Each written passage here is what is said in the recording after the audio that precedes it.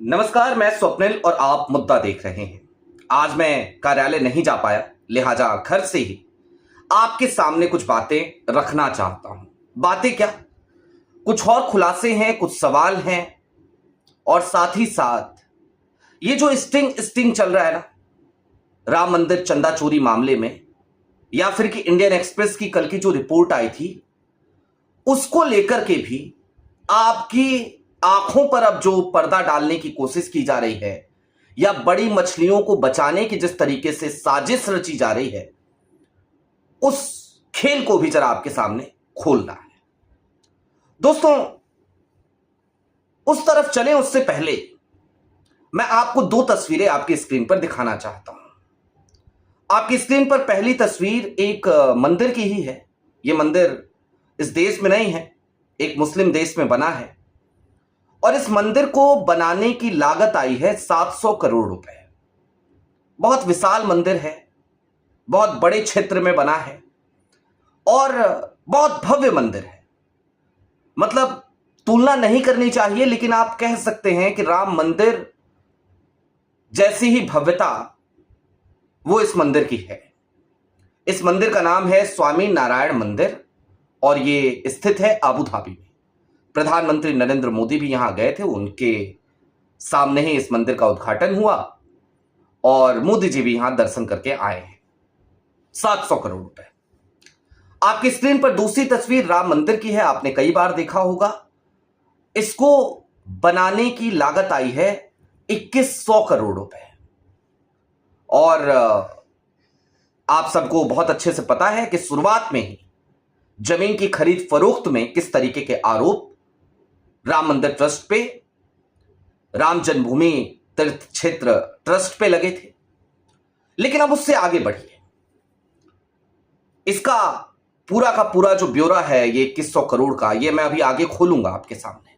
लेकिन उससे आगे बढ़िए, जरा बात की जाए इन स्टिंग ऑपरेशंस की। टाइम्स नाउ ने स्टिंग ऑपरेशन किया, उसके अलावा स्टिंग ऑपरेशन न्यूज 18 इंडिया कर रहा है और भी कुछ चैनल हैं जो स्टिंग ऑपरेशन करने में लगे हैं और बारी बारी से बहुत सारे चैनल्स आपको स्टिंग ऑपरेशन करते हुए अब नजर आएंगे।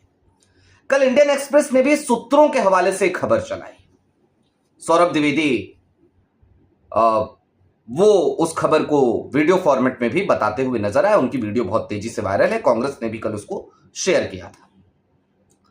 उस खबर ने आप सबको यह बताया कि जब महाकुंभ चल रहा था तो श्रद्धालुओं की जो भीड़ है वो बहुत तेजी से अयोध्या में बढ़ गई थी।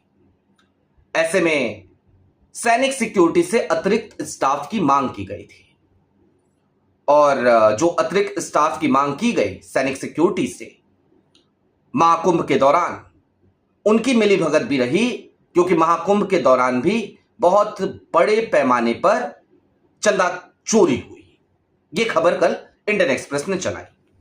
ठीक बात है, चंदा चोरी जब होती है या हुई है तो वो पहले भी हो रही होगी, और जब मंदिर बना ही नहीं था तब जमीन की खरीद फरोख्त के जो आरोप लगे थे तो जाहिर सी बात है सवाल तो शुरू से उठ रहे हैं।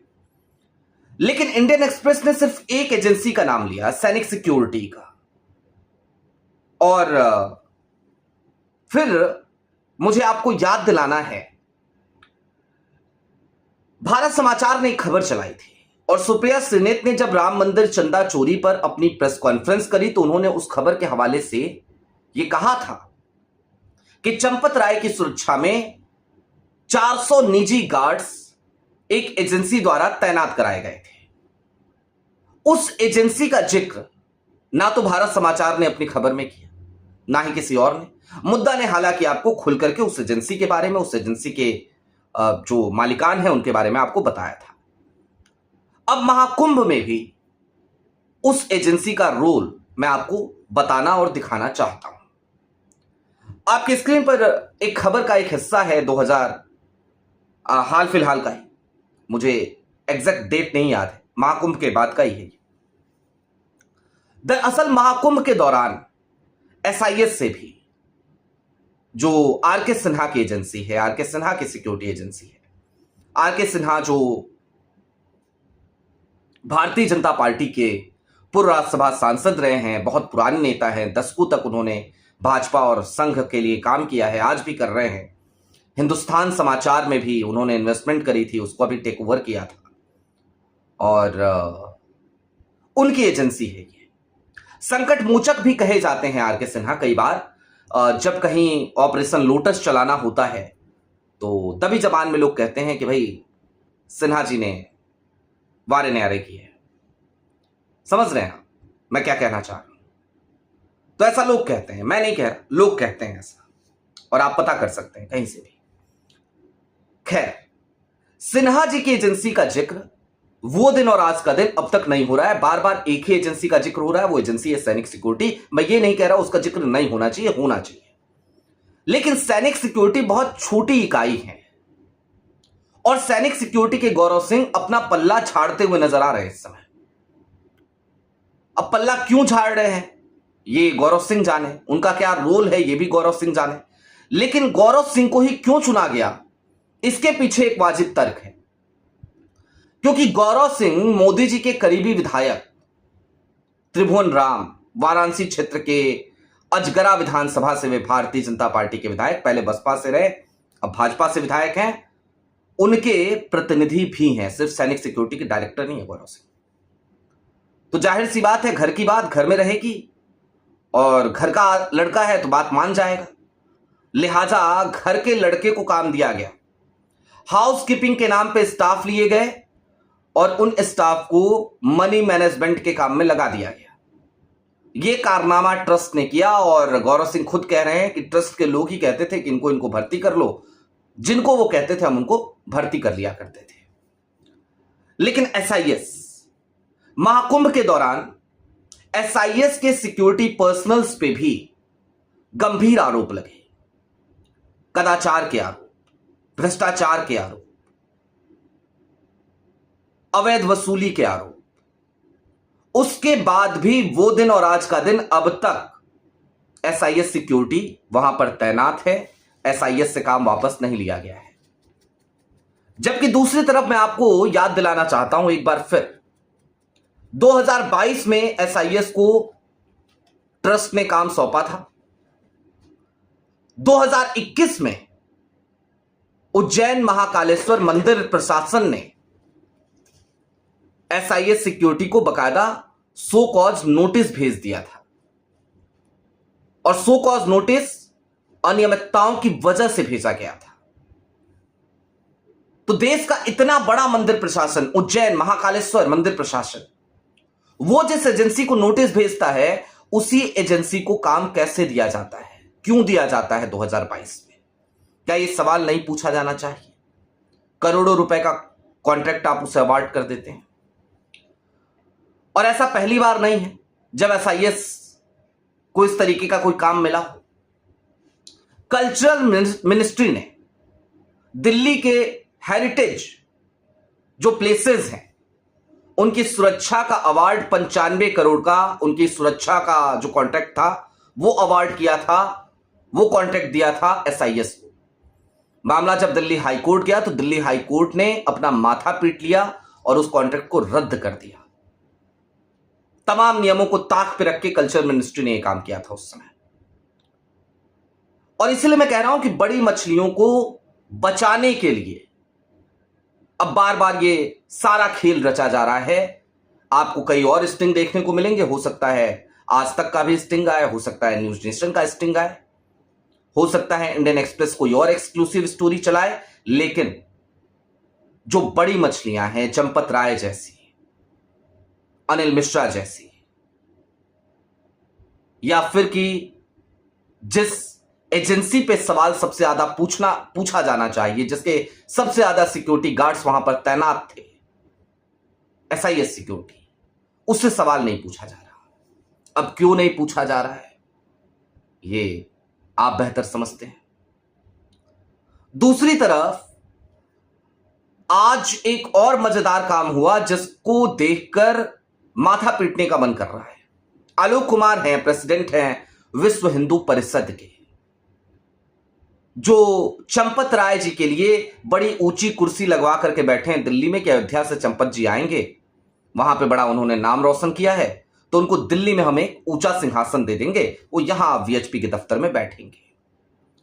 वो इन्वेस्टिगेटिंग ऑफिसर को एक चिट्ठी लिखते हैं और चिट्ठी लिख करके कहते हैं कि आप संजय सिंह को इन्वेस्टिगेट कीजिए, आप अखिलेश यादव को इन्वेस्टिगेट कीजिए, आप प्रियंका गांधी को इन्वेस्टिगेट कीजिए, क्योंकि ये लोग जिस तरीके से सवाल उठा रहे हैं ना, इन सवालों में बहुत तरीके की भिन्नताएं हैं, अनियमितताएं हैं, और कितना चंदा चोरी हुआ है इसको लेकर एग्जैक्ट ये लोग नहीं बता पा रहे। अरे उनका काम है क्या बताना, आप ही बता दो।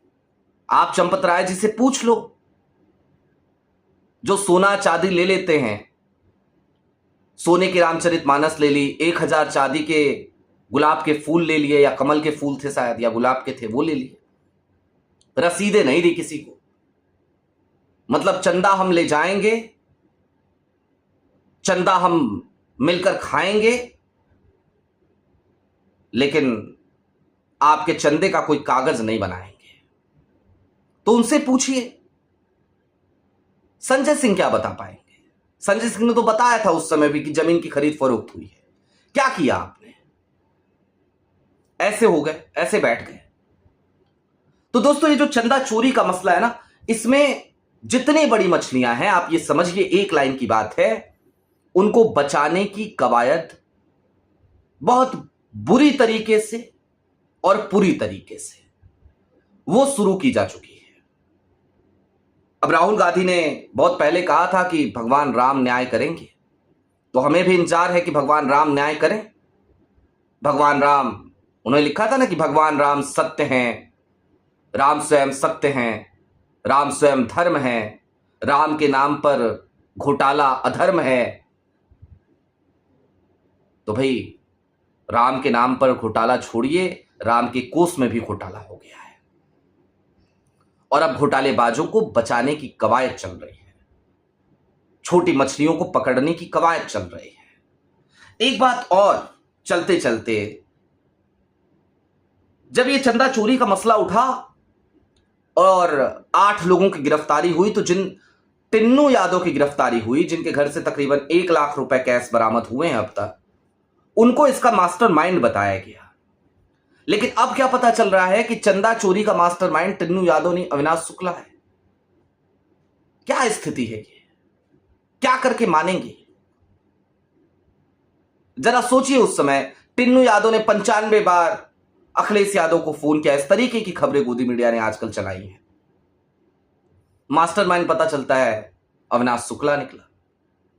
जिस गाड़ी का इस्तेमाल होता था, मारुति की गाड़ी है ब्रेजा, उसका इस्तेमाल किया जा रहा था चंदा चोरी के लिए, वो गाड़ी सेकेंड हैंड खरीदी गई थी अविनाश शुक्ला के भाई अभिषेक के नाम पर। ये सारी स्थितियां खुल करके सामने आ रही हैं।